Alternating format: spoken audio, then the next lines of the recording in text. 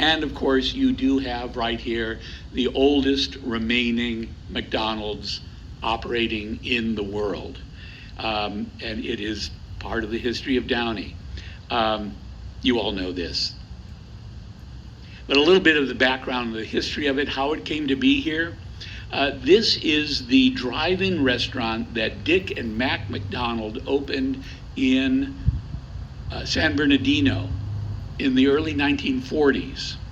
And they didn't build this. This was a typical, simple drive-in restaurant that were everywhere throughout Southern California at the time.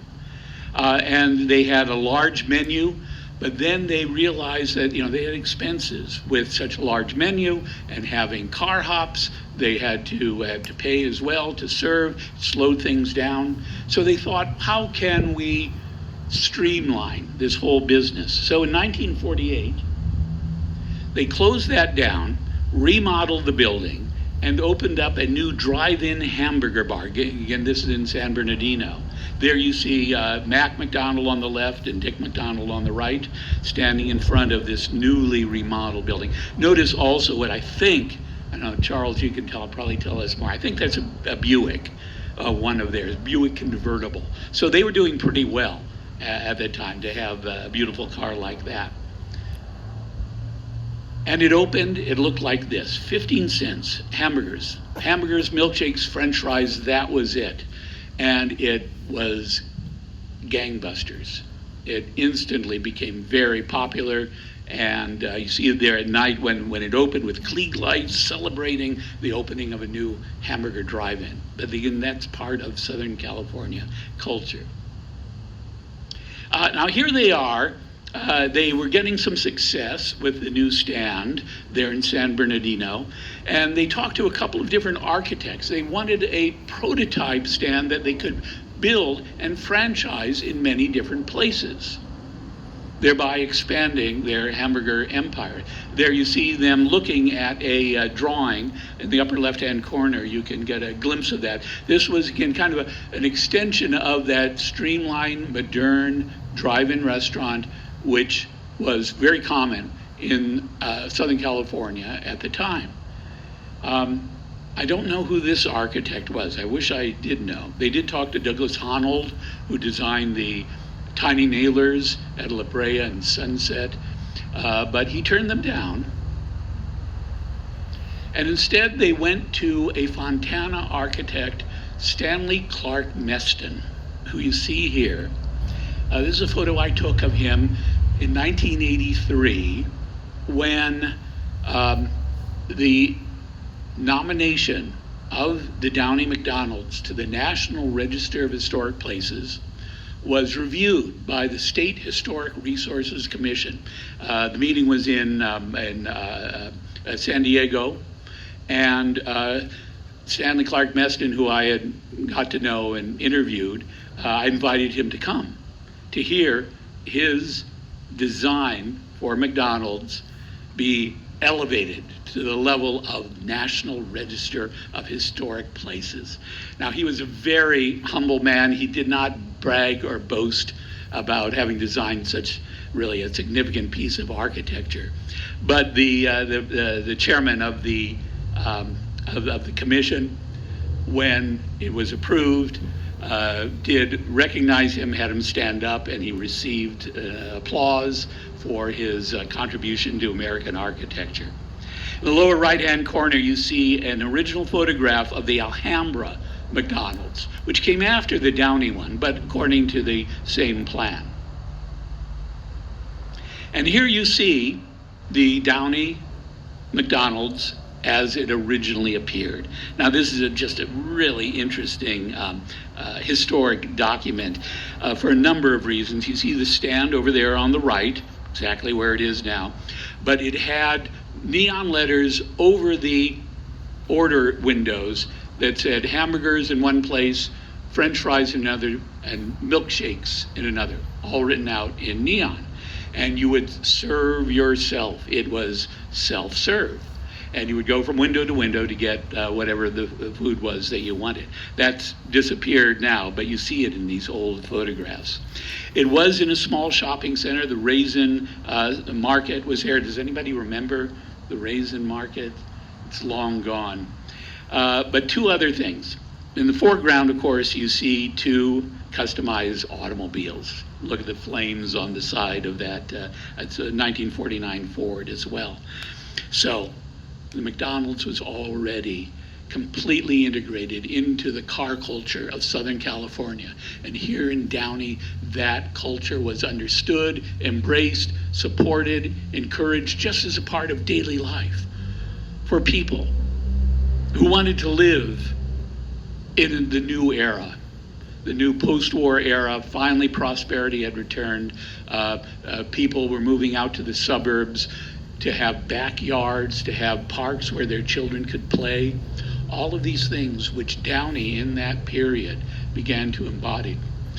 Now, as I was preparing this also, I looked carefully at this and saw the original McDonald's sign there on the far left side, about in the same position as the sign which has stood there since 1959. But it was the standard McDonald's sign, as you can see it here.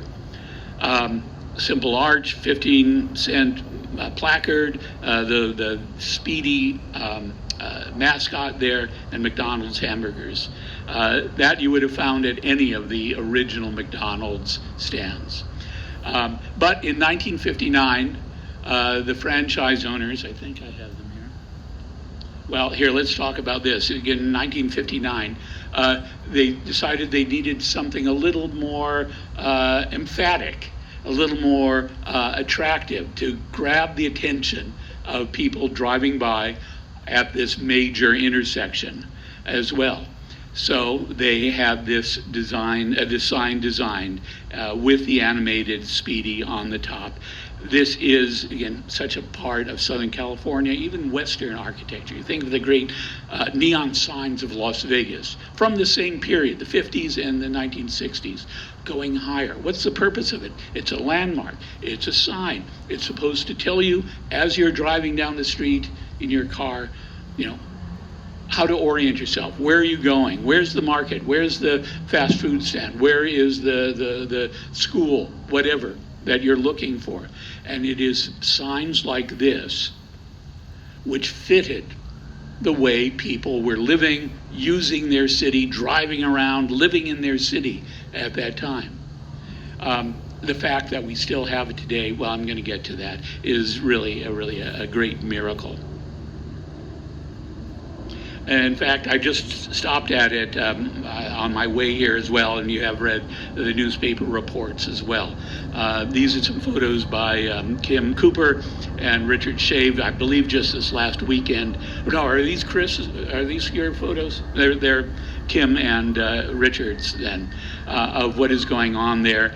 It's still an ongoing question. There's a stay order on it, but when I wrote the National Register nomination for the McDonald's in 1983, now just think about that, 1983, it opened in 1953.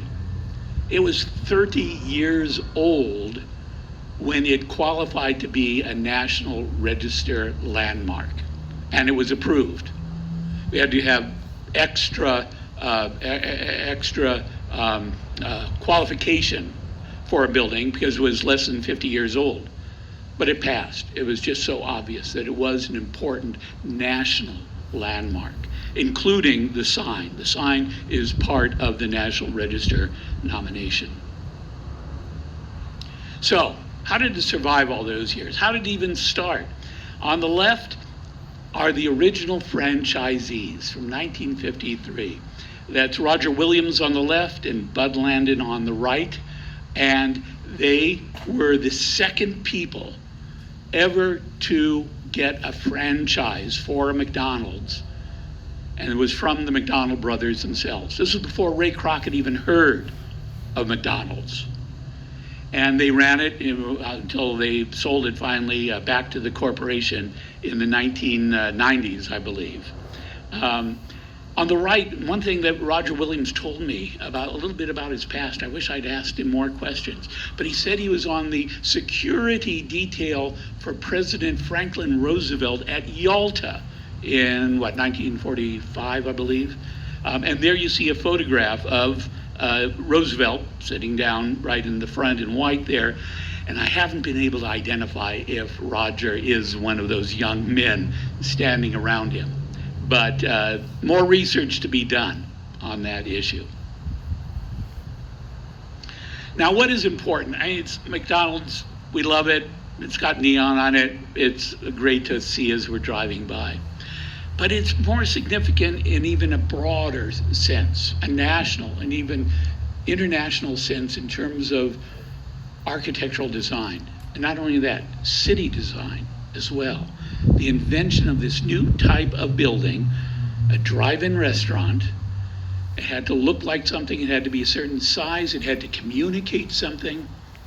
But think of its purpose in this new city. Now, most cities at the time, even through history, are all centered on the downtown area. You think of the Chicago Loop, you think about San Francisco around Union Square. Fairly condensed, dense city areas, high rises, a lot of people down them.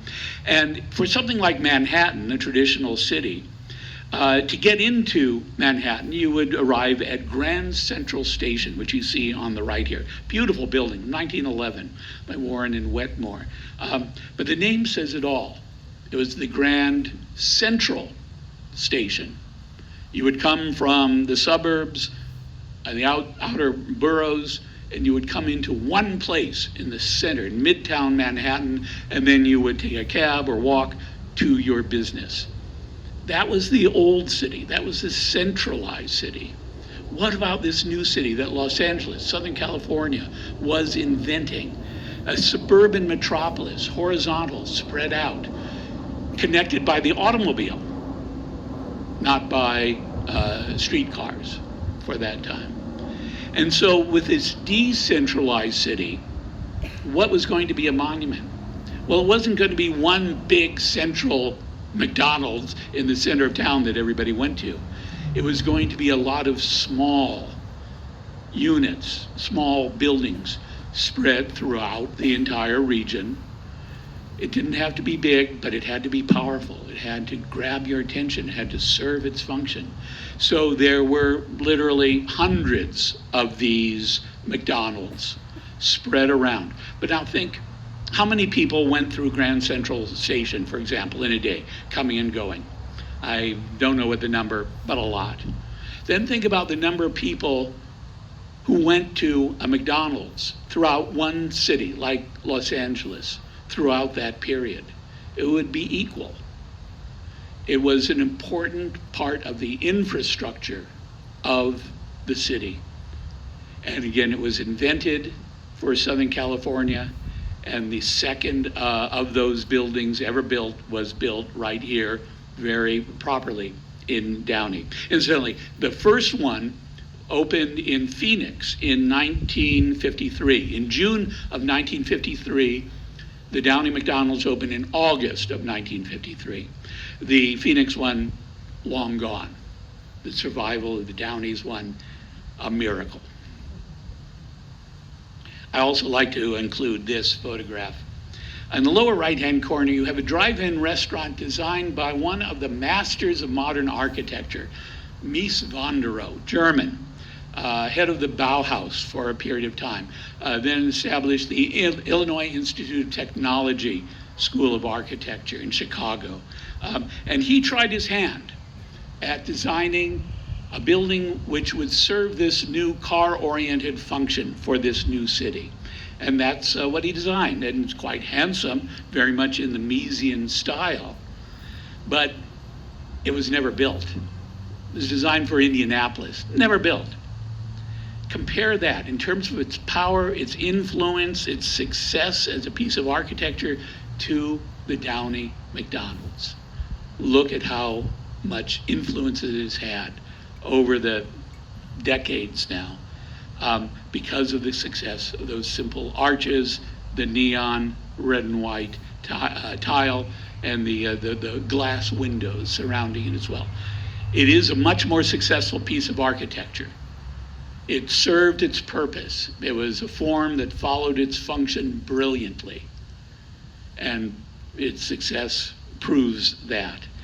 So, what this does, again, going back to culture, shows you how popular culture, buildings like drive-ins, buildings in Downey, buildings in Southern California for the automobile, for the way of life that we have all lived here over the decades, that has created a remarkable, true landmark, truly influential piece of architecture.